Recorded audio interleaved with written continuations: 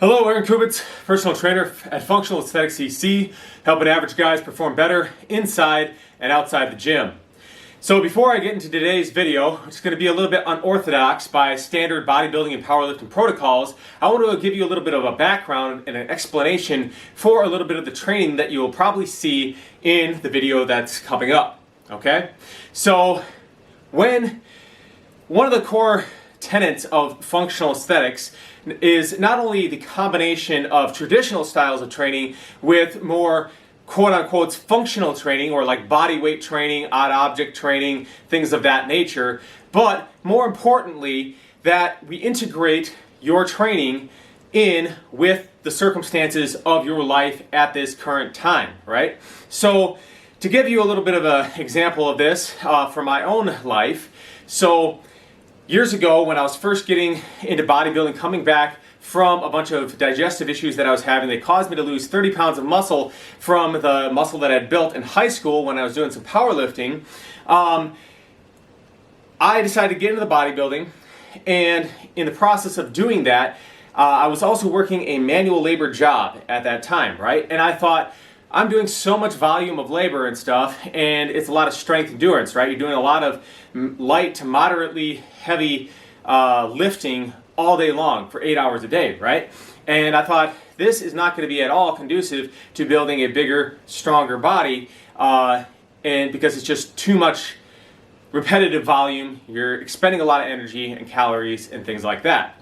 Well, what I discovered in this process was that provided you are eating a quality diet with the adequate amount of calories, as long as you're putting more food in that body, your body will adapt and you'll be able to continue doing more and more activity. Your energy will increase, right?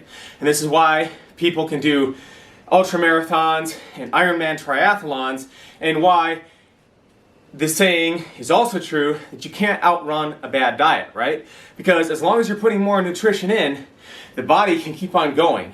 And often what happens is that people, in the efforts to burn off more calories through exercise, trying to outrun this bad diet, rather than focusing on building muscle and working on improving performance in specific areas and having calories burned be a byproduct of the pursuit of hypertrophy and athletic performance, what happens is that they throw in a lot of junk reps and excess volume that isn't really adding to them improving their strength, gaining more muscle, or becoming a better athlete, whether that's skill development, getting faster, jumping higher, throwing a ball faster, different things like that related to your sport.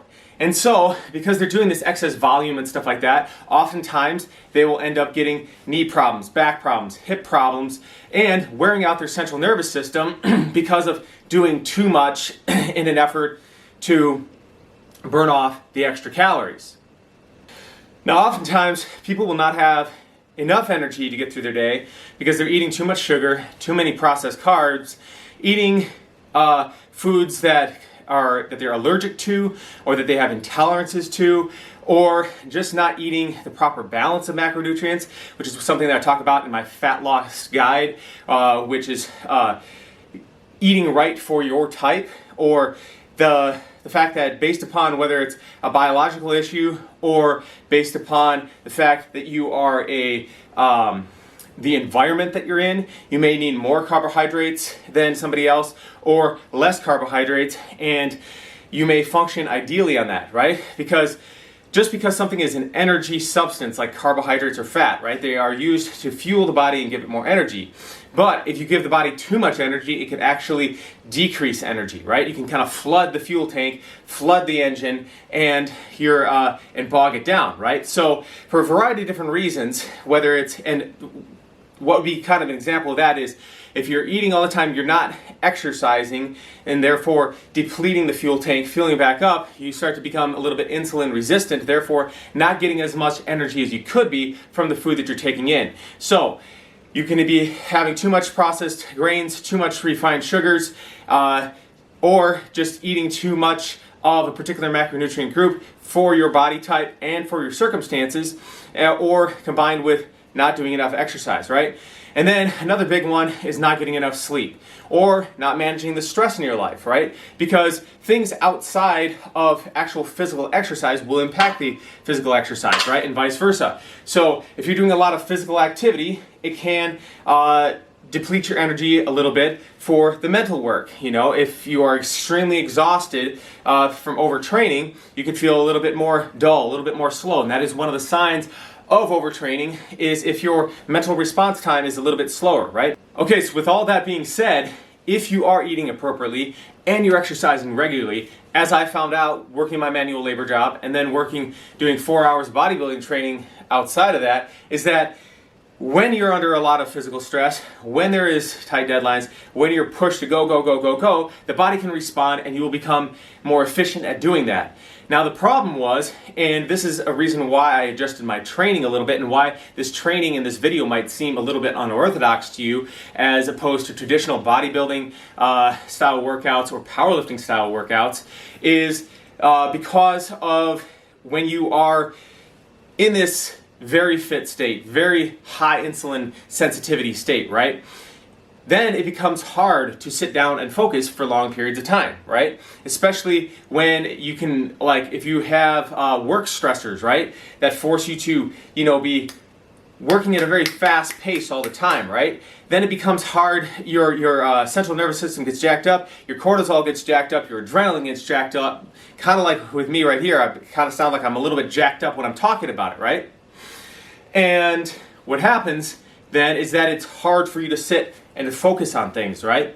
And so one way that I dealt with coping with this was to slightly reduce carbohydrate consumption, because transitioning from doing a labor job to now where I spend time, whether I'm writing for a blog, I'm writing for Facebook posts, I am doing research for, the posts that I put out, a new program that I'm creating, researching for how to improve the outcomes for my clients, or editing a video such as the one that you're watching right now.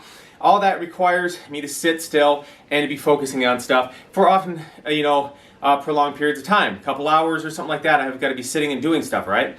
And so what I decided to do was reduce those carbohydrates, focus mainly on the proteins and the fats and stuff, so that my mental energy is clear and focused, right? My mind is clear, I'm able to focus, but my bodily energy is a little bit tapped down. And then what happens over time is that, your energy will start to tick back up, because you're not going to always be eating exactly the low energy, low carbohydrate state all the time. Maybe you start piling up that a little bit, and so maybe a couple times a month, you got to do a little bit higher volume training.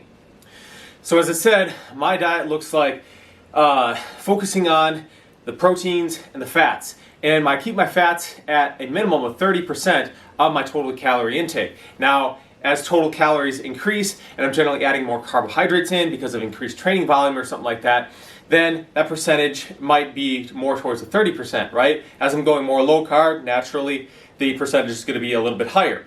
Now, as far as the protein goes with bodybuilding, the general metric is that you want 1 gram of protein per pound of body weight. And you can go up even as high as 2 grams of protein per pound of body weight, but that's more if you try to cut. As I've talked about in some other videos, the lower your calories are, the more protein you're going to need, because you're trying to maintain that positive nitrogen balance so that you're not stripping away muscle tissue while you're in a calorie deficit. Because oftentimes what people do, they'll eat less calories, but they'll focus on eating those treats that taste really nice to them and that they really like, but they're like, hey, if I'm going to be eating less calories, I at least want to eat stuff.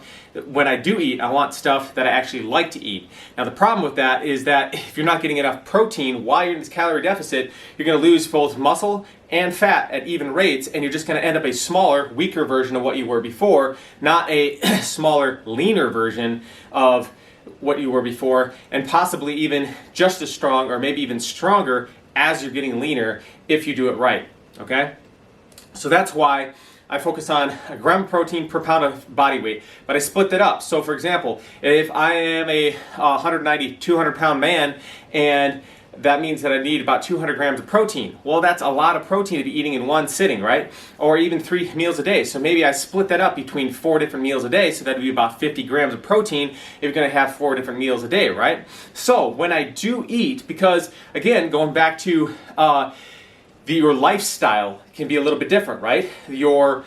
Sometimes you have a lot of extracurricular activities. Sometimes you're mainly sitting at a desk all day. Maybe you're on the road driving all day, and so it's going to vary how much energy you actually need, right? And so sometimes you're not as hungry to eat all the food that you need, right? So what I do is you split that up. So you have, every time you eat, you want to be shooting for that 50 grams of protein. And then I typically say about half a gram of fat per pound of body weight. So maybe I'm getting 20 to 30 grams of fat per meal, and maybe even a little bit higher and stuff, because the fat is satiating. It's also not going to give you a big insulin spike either. So when you're doing that, right? So that's how I will balance my diet out, right? And when you're eating that way, what will happen over time is that you're gradually depleting your muscle glycogen stores, right? And so your energy will get depleted over time. And this actually comes to the crux of this video and will kind of explain the style of training that I'm doing in this video, because I have a rule of thumb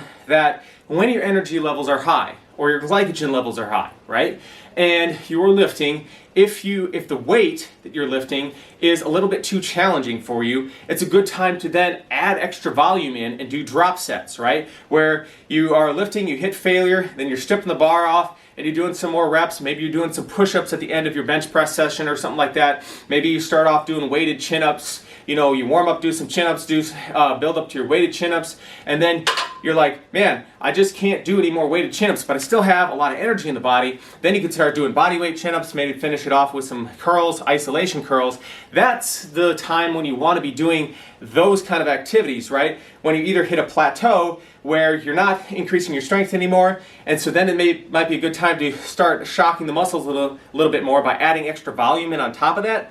Or if you have plenty of physical energy, but the strength of the muscles just isn't there, and so to hit the required number of reps or to increase that volume and work on something else, then you start adding those drop sets in. Conversely, if your energy is low, right, then what I like to do is lower volume. So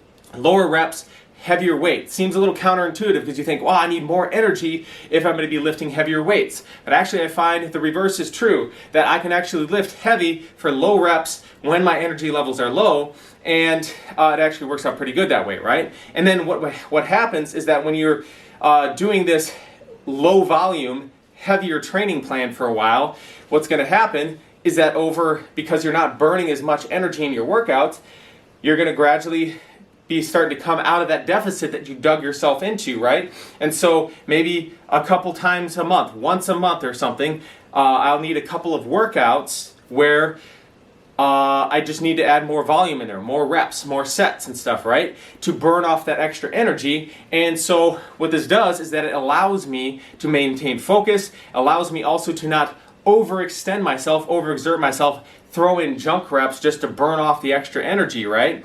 But also still, and I've actually found this actually works really good because like my fitness, as far as my strength and my muscle size and stuff, doesn't really decrease that much doing this, and I'm actually able to maintain my fitness pretty well on working out, lifting weights almost every day, but maybe 10 minutes to a half an hour of lifting versus a whole hour session, 3 to 6 times a week, right? And you're just doing these small little sessions, right? And then it's a great way to, because you've heard of the concept of periodization, right? Where you start out with a higher volume, like this would be basic linear periodization, where you start out with lower intensity, higher volume, and then progressively increase the intensity, and then the volume tends to decrease as you're increasing intensity. And then once you hit that peak, and you do that, maybe that 1 rep max on everything, and then you go back down to the high volume, but at a slightly higher intensity, hopefully, than you were at the beginning of that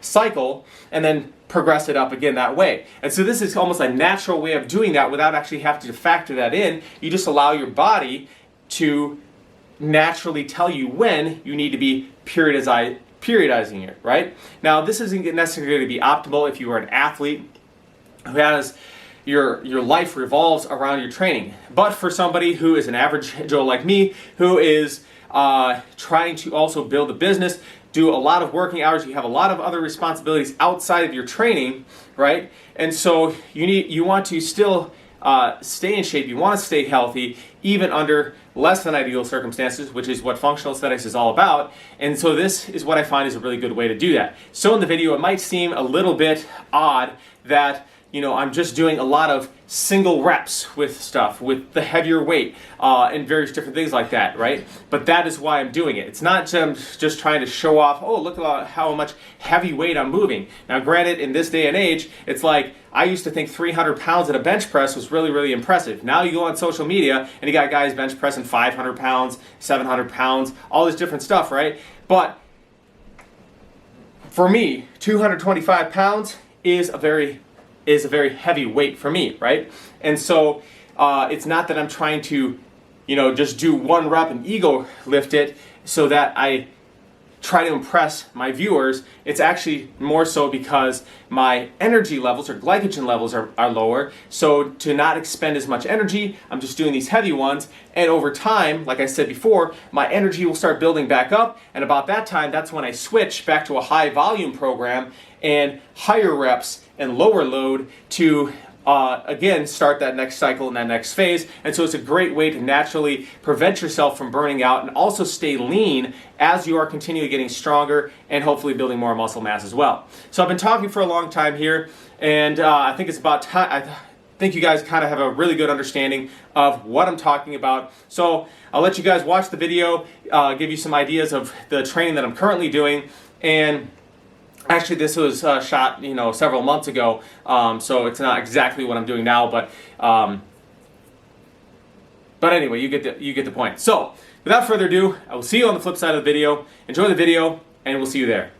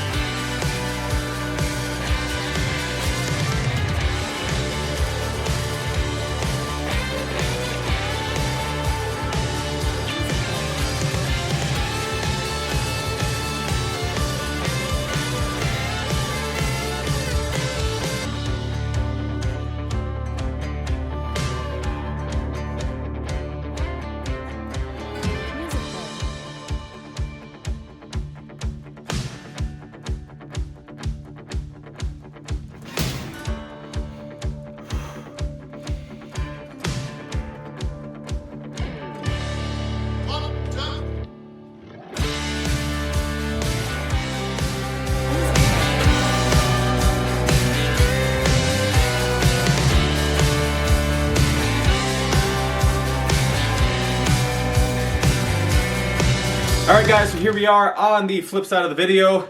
I hope you guys enjoyed that video. Gave you some insight into how you can structure your training. You might have noticed too that, you know, for some of the accessory exercises like the rowing, the volume was a little bit higher than it was for the actual compound movement exercises that I was doing otherwise, right? And that is another thing that you can do as well. So one way that you can improve your training, now this isn't necessary, this is more for somebody who has more time, right, to train. So this wouldn't be necessarily applicable to the functional aesthetics model, right? But if you have more time to train, a great way to do it is, you know, because one of the things is if you increase the frequency of your training, is a great way to build more muscle, build more strength, right? So one thing that you can do is that you can have maybe you hit the muscles 2 to 3 times a week, right? And so let's say for bench press, you have maybe the first day of the week you're doing, you know, calisthenics exercises, right? So you're doing a lot of reps and everything. The next day of the week, let's say you're doing a bodybuilding protocol, so maybe you're doing 8 to 12 reps per set,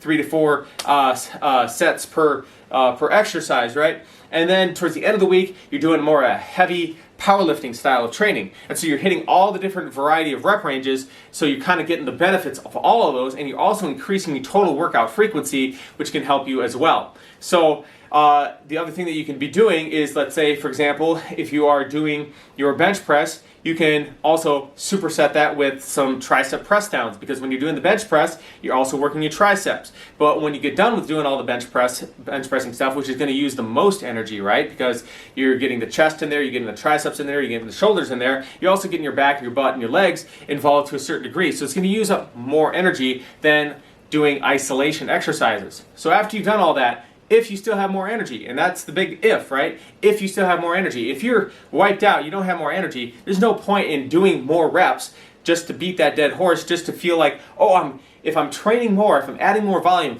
if I'm doing more work, it's going to help me grow faster. No.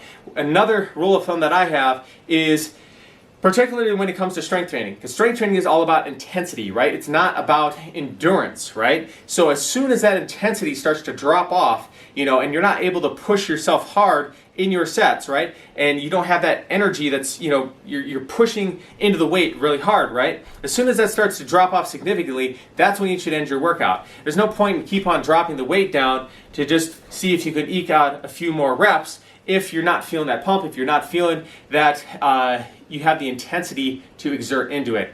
Alright guys, that's all I got for you today. If you liked the video, hit that like button and consider subscribing by hitting the button in the lower right hand corner of the screen.